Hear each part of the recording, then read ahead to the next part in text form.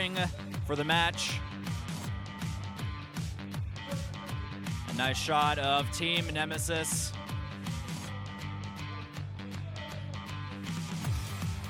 From what I've heard from some of the players out here and talking to players kind of, just in the waiting room before the game starts, it did seem like many players and people kind of putting a little bit more of their money on not Team Nemesis, but Team Monkey Spanner, saying they are the favorites to win this match.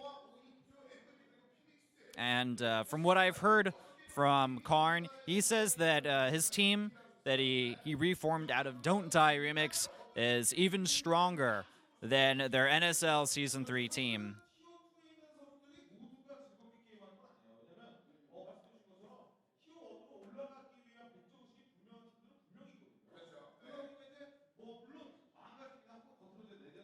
And there we can see a few foreigners just chilling up on the second floor, watching some Korean Dota.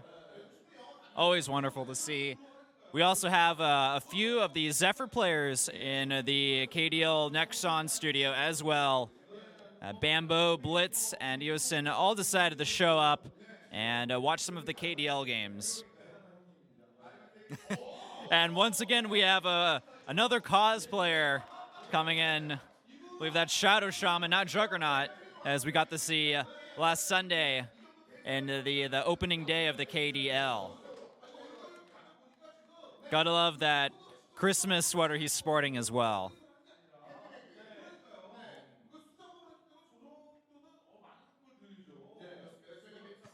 There's a Rubik mask. Nicely done.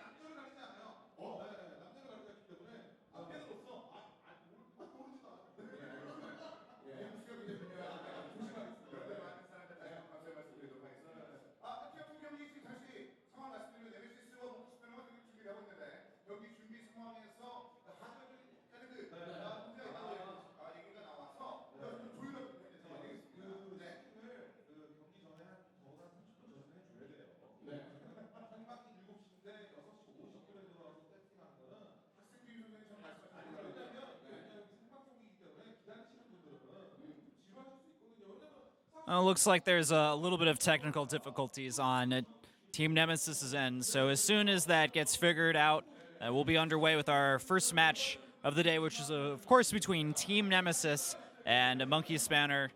For those of you recently tuning in, my name is Whiplash. I am providing the on-site commentary for the Korean Dota 2 League. This is the second overall broadcast of the league. The first one was last Wednesday, and if you didn't get a chance, you can check out those VODs. They're on the Twitch TV link for the KDSL. That's twitch.tv KDL_EN.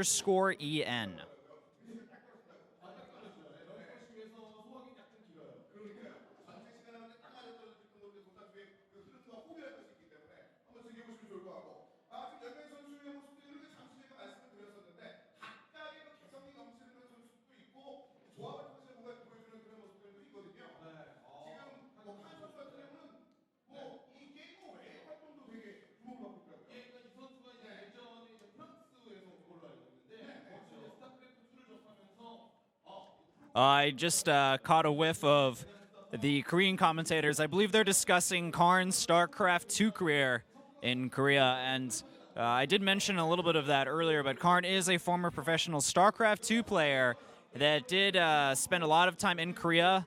Back when the GOM house was still online and functional, he did practice in there. He never did end up qualifying for the GSL, but he did have some very deep runs in the qualifiers,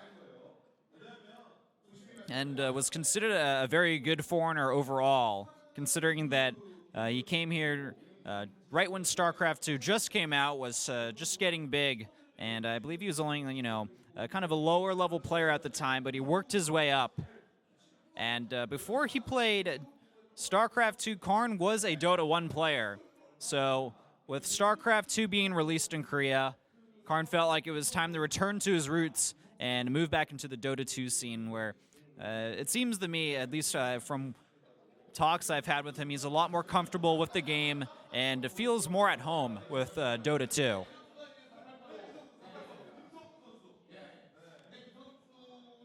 He also helped MVP Phoenix qualify for Season 2 of the NSL, the one they ended up winning.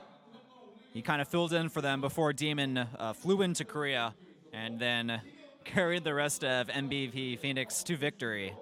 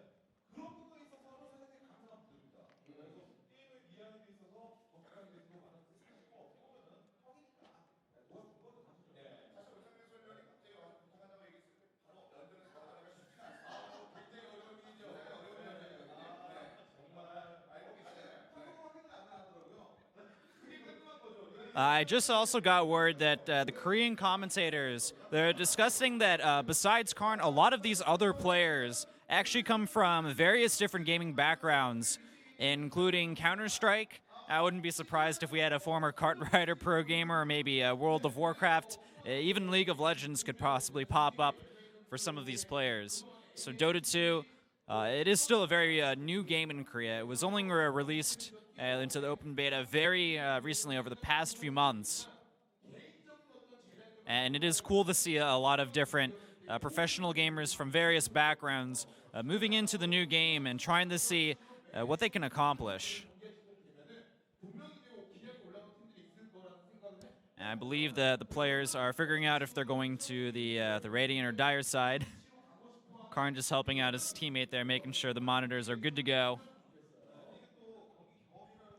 But I am ready for this game to start. And I believe from the look of things, it's just down to the last minute preparations for the players.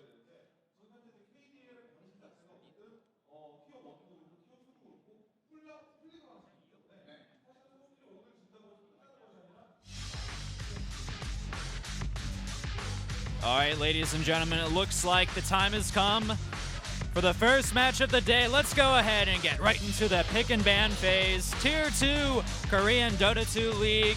This is the first match of the day, second overall broadcast for the KDL Team Nemesis Monkey Spanner best of 1. Tier 2, let's go ahead and get things started off with a Timbersaw ban. He will not be making it through the cracks to get selected whatsoever. And there's going to be a Nyx Assassin follow-up. In the Korean scene especially, well, I guess overall, Timbersaw is just banned everywhere if he's not picked. Probably, I would consider the best off-laning hero in the game. Just overall, so much burst potential and DPS he can provide to his allies. And as for the ban from Team Nemesis, the Nyx Assassin is being played in a lot of different roles, can go to the off lane, can play more of a support role as well. It's a very versatile hero that we've seen to great effect from a lot of the teams in Korea, especially teams like 5 and Q and Zephyr have really utilized the Nyx Assassin to great effect. And the next pair of bans are going to be the Invoker and Slark respectively. There's not too many amazing Invoker players in Korea, but there are certainly some that can be a threat to many of these teams. And oftentimes, a lot of players feel very comfortable on the Invoker as well, using the multitasking that they may have accumulated from other games out there in the past. And the Slark pick, of course, as well, is a hero that's valued very highly in Korea. Almost always a picker ban in the first stages.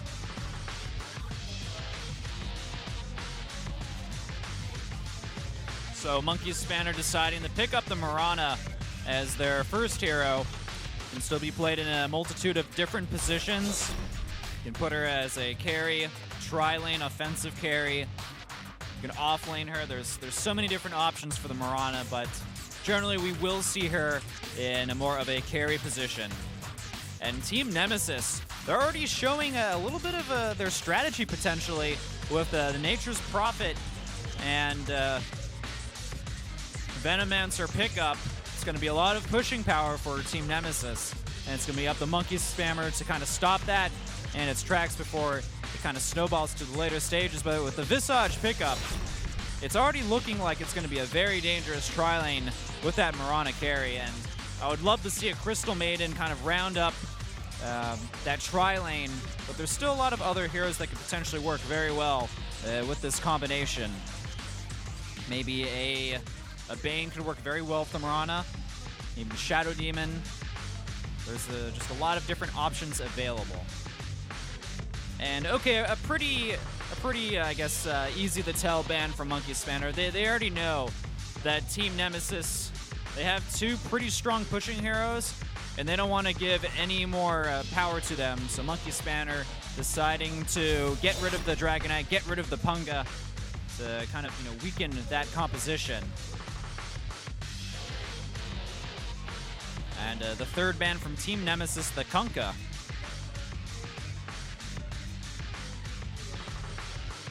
You can do pretty good later on in the game at cooling waves pretty fast. There's a map pool from Team Nemesis, deciding what their fourth ban is going to be before it moved into the second phase of the picks. And it's going to be a Gyrocopter. So we're seeing Team Nemesis kind of ban a lot of these core heroes that are really good at clearing out creep waves. They want to make sure that their pushes can be very successful and they can just, get those towers early on and have a lot of map control.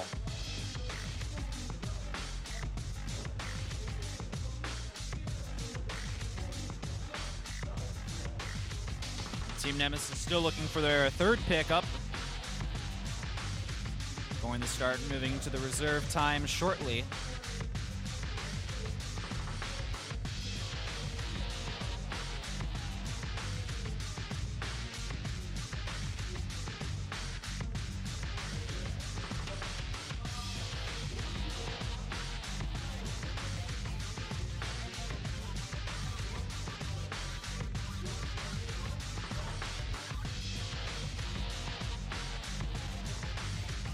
All right, the third pickup from Team Nemesis will be the Undying.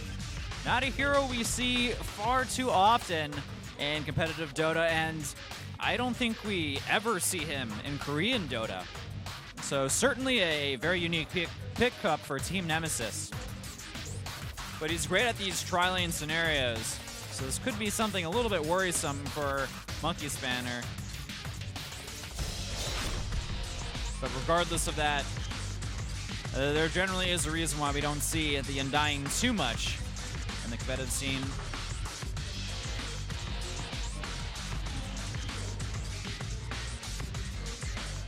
And that player, his slogan is, I will show you how to use Rubik. So maybe a Rubik pick is still in the books for Nemesis. And the Clockwork being picked up for Monkey Spanner's third pick.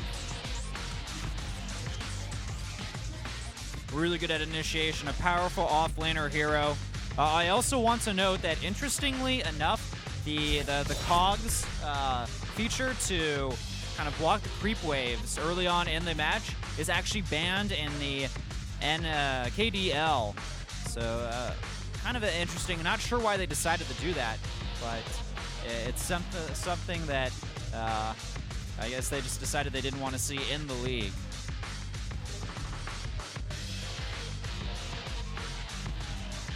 Team Nemesis thinking about their 4th pick. And the Shadow Shaman will be picked up, so paying a little bit of homage to the cosplayer that's currently in the stands that we got a camera shot off of earlier. So we'll most likely see the Shadow Shaman in the mid lane, but this is going to be quite interesting. Nature's Prophet, we'd normally see him in the off lane. YPie saying that he is the best middle player in Korea. Bold words from YPie, a former MVP player. All right, well, the Shadow Shaman continues to add a lot of pushing power to Team Nemesis' lineup. And it's going to be up to Monkey Spanner to try to, figure out the best way to deal with this and kind of counter the push-heavy strategy from Team Nemesis. Maybe a Keeper of the Light would be a decent pickup. Very good counter-pushing hero. And they still have a slot for another support, but they are going to be a little bit slow on the stuns. The Marana Arrow not entirely reliable unless they get a good setup. Clockwork's got a little bit of mini stun. He's got great initiation with the hook. But if you're just looking for that reliable click and hit stun, you're not necessarily going to have it in Monkey Spanner's current lineup. And again, Team Nemesis, they don't have too much disabling of their own. They do have a lot of unconventional, crowd control, but the Shadow Shaman really being the only one that brings some hard control to their lineup. And I would say that Nemesis, they're lacking a carry hero for their lineup to kind of finish the, complement the rest of their team. And Monkey Spanner picking up a Sand King as their 4th pickup. That's a hero that can certainly deal with split pushing fairly decently and heavy pushes, using that Autistic Finale ability, kill off those weak creeps with that AoE damage.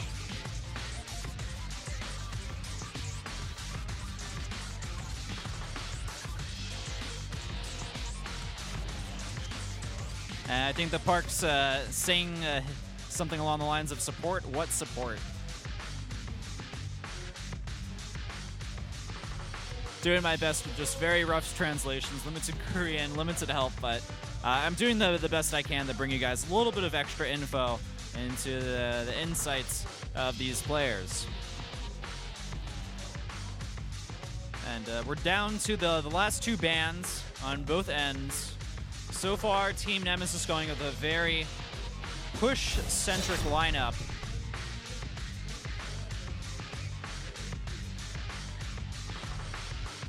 Genie being very interesting, saying I'm the carry, basically. That's cool, man. Thank you for letting me know that. It's a nice shot at Karn. Come at me, his slogan.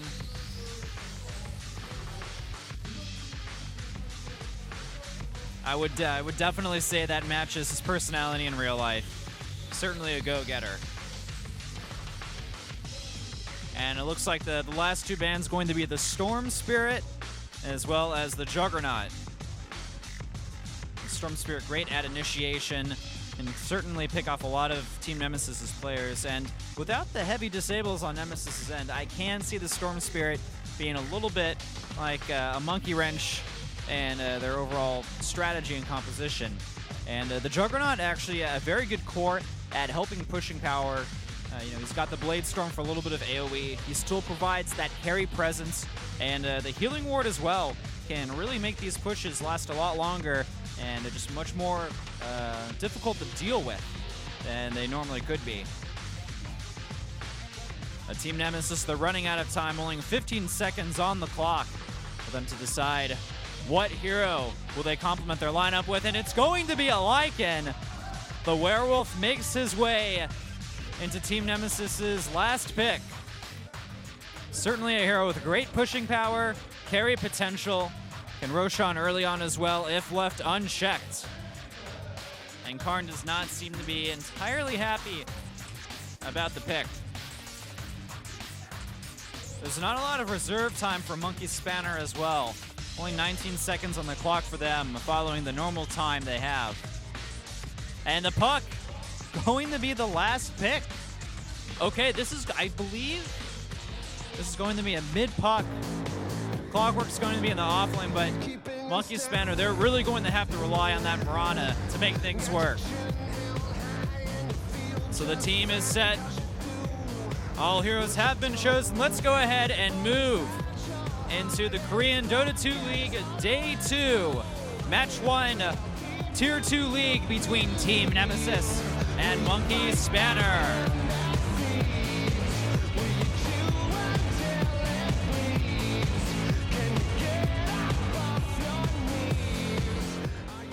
As we move into the match, let's go ahead and introduce both teams.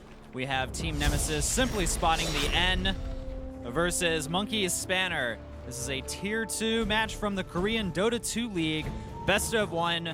Commentary provided by none other than yours truly, Whiplash. On site in Korea at the Nexon Arena. Shadow, looks like we have Genie as the Lycan, and Kira as the Shadow Shaman, Numi as the Venomancer, Y-Pi handling the Nature's Prophet, and last but not least, we have Mapul Support on the Undying. Moving over to Monkey Spanner's side, we have the Pak as his trademark support hero, Visage. Nice shots of both teams. And if I can spot the rest of Monkey Spanner, I'll go ahead and introduce those players, but I do not have control over the camera, simply piggybacking on the Korean broadcast. There we go, I spotted another one. That's Depo on the puck. A little bit of early warding from the Dire side of things. Nature's Prophet, it looks like he's going to be handling the mid lane against the puck. And this Undying Illusion may kind of scare puck away. Doesn't want to get any decay stacks on him, but he's going to easily realize, okay, nothing to fear, just a illusion. But interestingly enough, with the Nature's Prophet in the mid lane, we're actually seeing Venomancer handle the off lane. And it's going to be a tri-lane versus tri-lane in the bot lane. And a little bit of warding being handled from Monkey Spanner. They want to make sure that none of these heroes are kind of sneaking around the other side.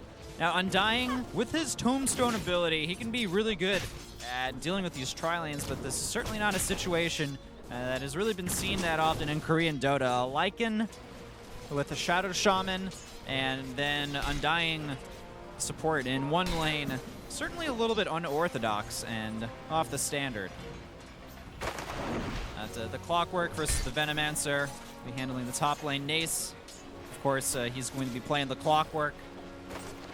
And, you know, in a one-on-one scenario, the Venomancer, of course, he's going to pick up his boots pretty early on. A little bit of regeneration, but he should be able to get a decent amount of farm in the lane, but I'm not going to be able to entirely scare away the Clockwork. He is a pretty beefy hero.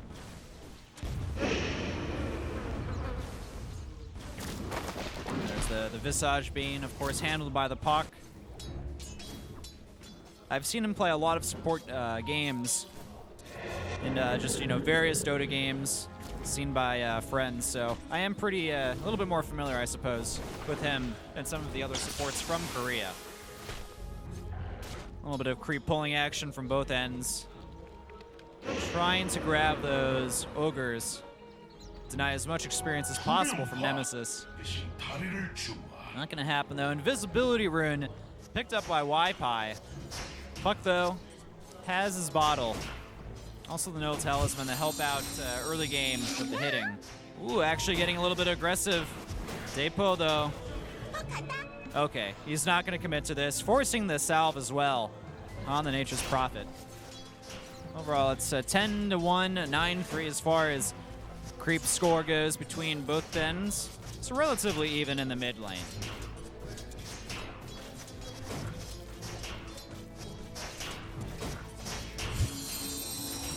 a little bit more attempted harass from Depo. Not going to connect with Waipai, unfortunately for him. And as we move to the top lane, the Serpent Wards, Plague Wards, are starting to become a pretty big nuisance for the Clockwork. And he's going to have to play a lot more defensive now that the Venomancer has leveled up a few times. Still has a little bit of regeneration available to him. And the Plague Warriors are going to keep this lane pushed pretty far, but this also just makes it a lot harder for Clockwork to get some last hits in. But he should still be able to grab the experience when he needs it. But so far, if we look at the last hits, Mirana, Puck, and Venomancer all pretty high on the charts. 19 to 20 last hits for all of them. And look at this, the Treant trying to do its best to block the runes, or at least do a little bit of scouting. And the Haystern is in the bot. Nature's Prophet will most likely grab that. Could even follow that up with the gank, although he does have, I think, more than enough mobility with his teleport ability. Karn doing a great job, getting a lot of last hits in, up to 23. Just picked up the phase boots as well. Despite an unorthodox lineup from Team Nemesis, it's been a relatively passive game on both ends, even considering it's tri-lane versus tri-lane. And in comes Waipai with the haste rune. I also want to point out that there are no Radiant Wards. But Waipai, he is spotted. And instant Sandstorm from the Sand King. Doesn't want to get caught out of position. Oh, down goes the Tombstone as well. And the Ultimate from Nature's Prophet doing a lot of damage. That's going to be 2 hits, and Waipai could be next. Can we see Monkey Spanner turn it around? They do manage to at least pick off the Nature's Prophet, but still, they lost the Mirana. They lost the Visage, and now Puck, he'll be the next to fall. And this Clockwork, he's going to have to back up.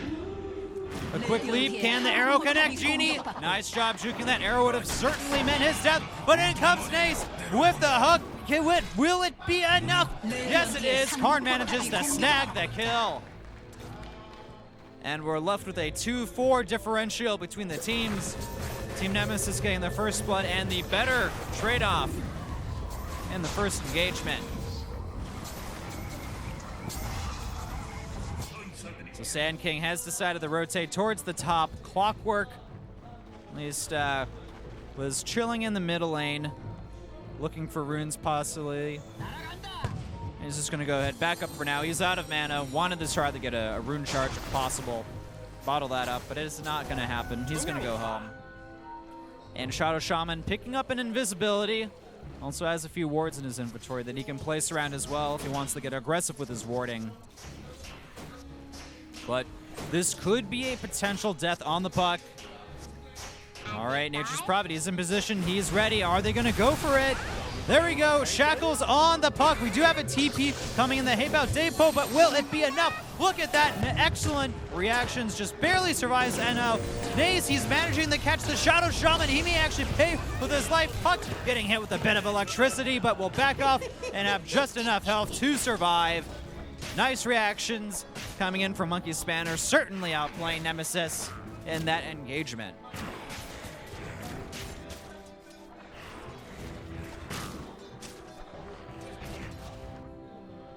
So we still have the Lycan in the bottom lane. Undyne was helping for a little bit. Hold that thought. Once again, we have another clutch play. Nace picking up yet another kill, this time on the Nature's Prophet. And Kira, he's not going to be able to kill off the Clockwork. But overall, 2 very nice connects with those hooks. And that certainly has brought Monkey Spanner back into this game. They weren't too far behind, but it did seem like they were a little bit behind. But after those plays, it's certainly going to help them out a lot. Now, let's not forget Nemesis. They have a very push-centric lineup. They've already gotten the tier 1 tower in the top and bottom lane. And it may be a while before Monkey Spanner is able to accomplish the same thing or even get a single tower under their belt. And we can see that Nemesis, they want to continue their push strategy. They have most of their team, pretty much all of their team, with Venomancer lagging behind, moving towards that middle tower. And with the Tombstone ability, with Shadow Shaman using his wards, with the Venomancer wards, just there's so many summoned units and wards here, and it's going to be very hard to deal with. So Monkey Spanner, what will be their response? The Park is still a bit of ways away. We do have a Dream Coil from the Puck, but it's not really accomplishing too much. Ness gets a little bit of cog damage out of there. Things are not looking too good. And we already have 2 dead for Monkey Spanner. Everyone on Nemesis is still relatively high on health. And when this tower falls, it's not looking good. Oh, nice arrow connection, but Karn, there's not much he can do besides get a stun out. The positioning is just, it's really good for Nemesis, and with Monkey Spanner down, both Sand King and Puck, how are they supposed to initiate against this push-heavy team?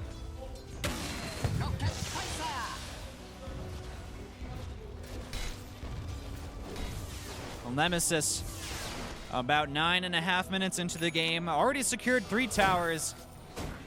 Nature's Prophet picking up his Hand of Midas. Clockwork has been able to get a few decent hooks on the opposition, but besides that, Nemesis, they just have a lot of pushing power. And even if it hits the late game, it's not like they're going to do too bad against Monkey Spanner. They only have the Mirana as far as, a hero that can really pack a late game punch. And YPi requesting the PP pause, please. And we do have KESPA referees at the KDL. This is a KESPA sanctioned event. So generally the rules and regulations are very similar to what you would see in either Pro League or Brood War matches. And it seems to be a bit of a computer problem on Nemesis's end.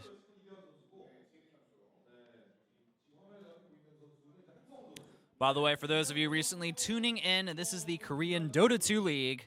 This is the 2nd overall broadcast of the league. We're in the first match of the evening. If you're in Seoul, Korea, anyway, it's the evening. Regardless, wherever you're watching, good morning, good afternoon, good evening. From Seoul, Korea, the Nexon studio, my name is Whiplash, providing the on-site solo commentary for the league. And as far as the game goes, I would give Nemesis a bit of an edge over Monkey Spanner. Their push strategy seems to be very hard for the opposing team to work with. But when you get heroes like Nature's Prophet, Venomancer, Shadow Shaman all mixed together, it can become a very, very annoying thing to deal with.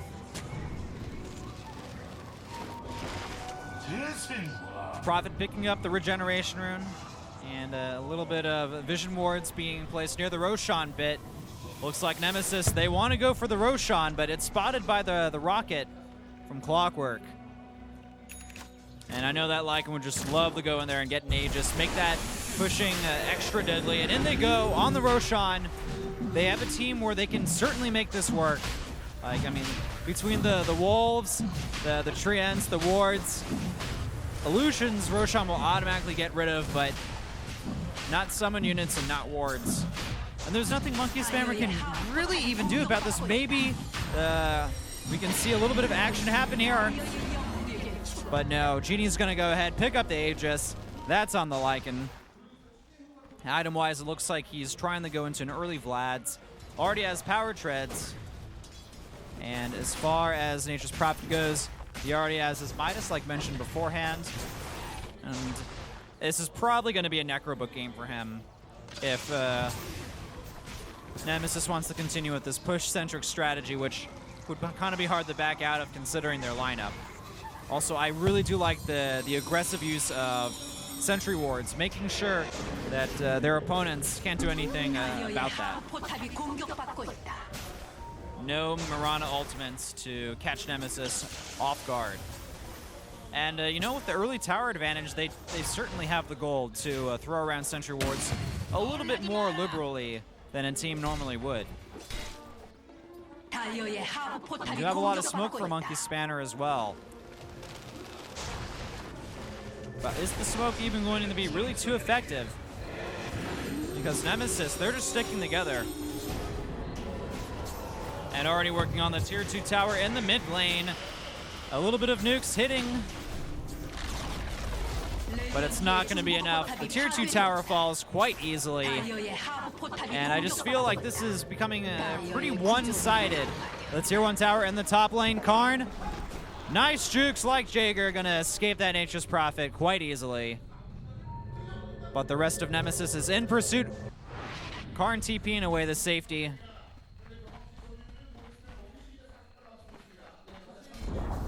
And despite the tower difference, experience points very even between both teams, probably because Nemesis has really been pushing as a team, as a 5-man group more often than not, very early on throughout the game.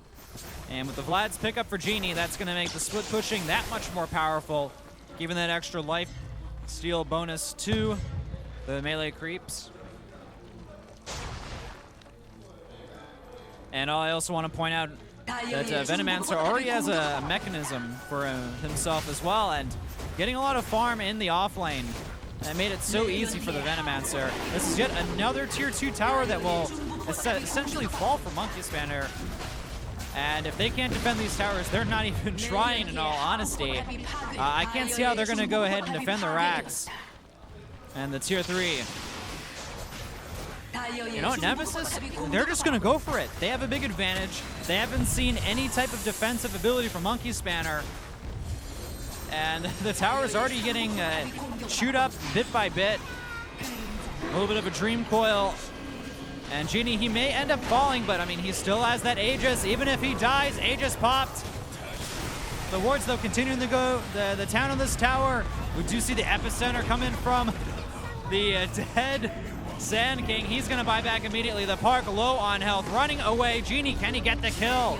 Doesn't look like it. Pays for his overextension with his life, but it may not even matter as the ranged and melee racks are already under attack. Nemesis, they still have the wards available for a little bit longer. The Treants continuing to do a lot of damage as well. Down go the Serpent wards, but the Plague wards remain for the time being. It looks like Monkey Spanner will be able to defend, but really at what cost?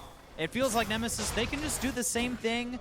There was a little bit of overextending from the Lycan, but if we come back and see round 2 from Nemesis, I'm not sure how the Park & Co. are going to be able to really deal with that kind of pushing power.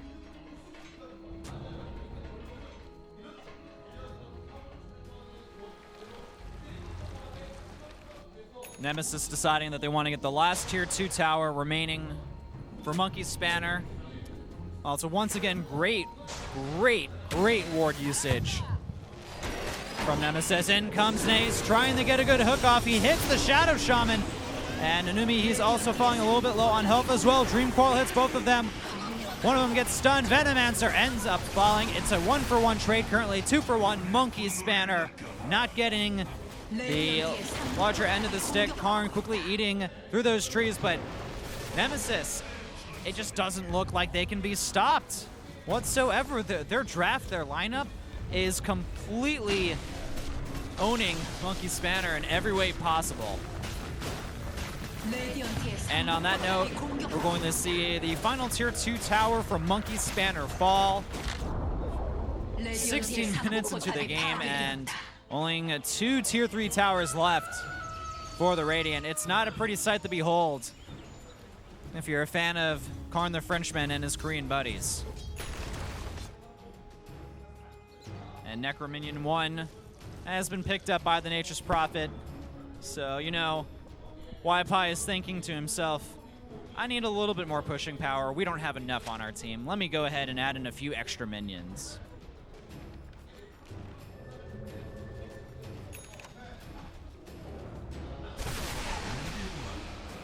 As far as the gold rate between both ends, Nemesis 60 to 40%, but with the tower differential, it should be pretty obvious that they are ahead in gold. Well, Sand King, he is smoked up, moving towards that bot lane. Maybe him and Karn can potentially get the jump on Nature's Prophet if they spot him. I think they have an idea of where he is. The arrow moves out, slightly misses him. In comes the Burrow Strike. Very nice. Epicenter follow-up, but nice force staff from Wi-Fi. It's not enough. The arrows from the Mirana are just enough to pick him off. So despite the situation that Monkey Spanner are in, I do feel like they are occasionally able to get a few good pickoffs like this one potentially. Hira, can he get killed off in time? It's good enough. It's still a 1-for-1 trade. The mech keeping Shadow Shaman alive just long enough to allow Nemesis to get the kill on the clockwork. But it is going to make this pushing strategy a little bit weaker for the time being. It did look like Nemesis wanted to push that mid lane until both of those team members died. Shadow Shaman, he's going to be alive in a few seconds. Nature's Prophet already returning to the battlefront. He has also decided to collect that Necro Minion too, and down goes the middle tower. Half health already.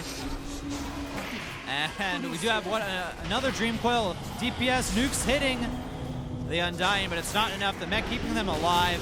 The Park, I mean, the nukes are great, but just there's a little bit too much survivability on Nemesis. And here comes that pushing power from a Nemesis. They're going to work on this ranged barracks. In comes Sand King doing a little bit of burrow striking. Down go the Serpent Wards from the Shadow Shaman, and I'm pretty sure we're going to be seeing a Rex go down or two. Nace getting stuck in his own cogs, trying to escape. Does manage to take one with him, but that's still a 3-for-1 trade. And let's not even talk about the barracks, about the middle tower. Man, this is looking pretty one-sided. That's going to be the second set of barracks, most likely falling. Monkey Spanner. Unfortunately, it feels like they have pretty much just been completely outdrafted, and there is nothing they could do against Nemesis' lineup.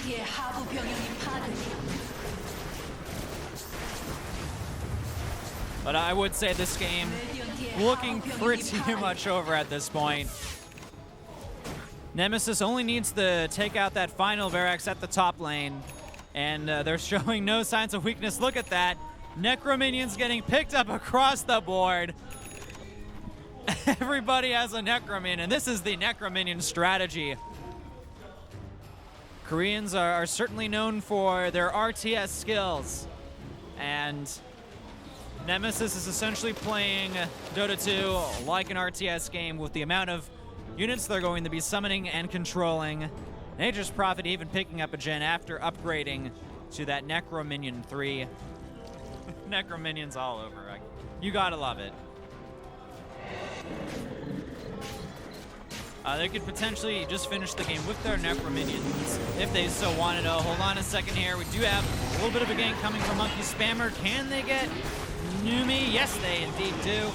Nace, though, he's going to pay for that with his life. Depo falls as well. Monkey Spanner just they're going for the ganks, but it's never going well for them. Karn's picked up the Mantis style, but it does seem a little bit too little too late. I would say he has done pretty decently on the Mirana. He's 4-0, or that could have been actually the Undying there.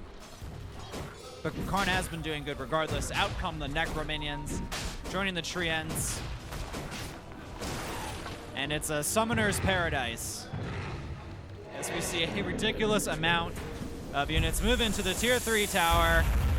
In come the Serpent Wards as well. Arrow hits one of the Necro Minions, though. Fortification being used, buying Monkey Spanner a little bit more time. This is indeed their last stand.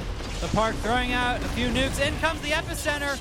Kills off the Shadow Shaman. Wi-Fi falls as well. That's a 3-for-0 trade, but they lost the mid tower, and the racks may end up following up as well. This Tombstone being very annoying.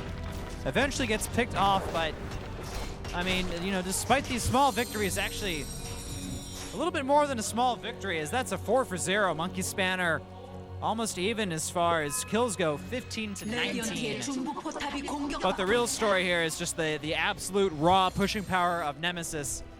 Simply, it can't be matched by Monkey Spanner. And Roshan deciding to creep into the game once more. I would imagine Nemesis They're going to get the Roshan, and they're going to do a final push on the top barracks, and will most likely claim a victory following through the Roshan kill.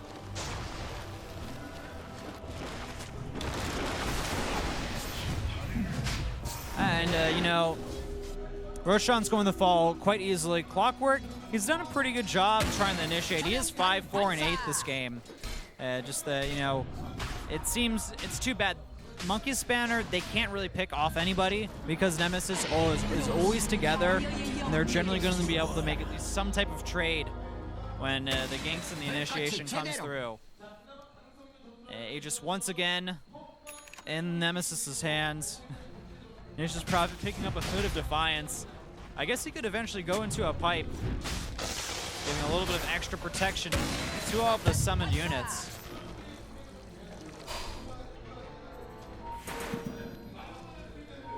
Whoa, and Nemesis, they're deciding to go straight for the heart of Monkey Spanner as they tread down the mid lane,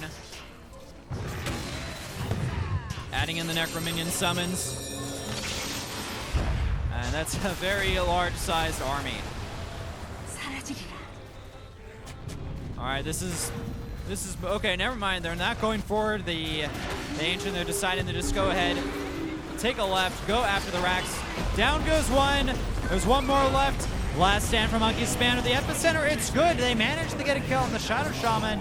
Buyback from the Sand King. Aegis is popped on the Lycan. Ultimate comes out from Numi. He's going to fall, but the last Rax, it's extremely low on health. Genie, he's going for it. Down the Rax falls, and the Mega Creeps have arrived for Team Nemesis. One of the towers already falling in the middle. This Ancient is almost open to be attacked. It will not be invulnerable much longer, and I think this is going to be it for Monkey Spanner. They did their best, but really, against the pushing power of Nemesis, it didn't look too good for them from the start.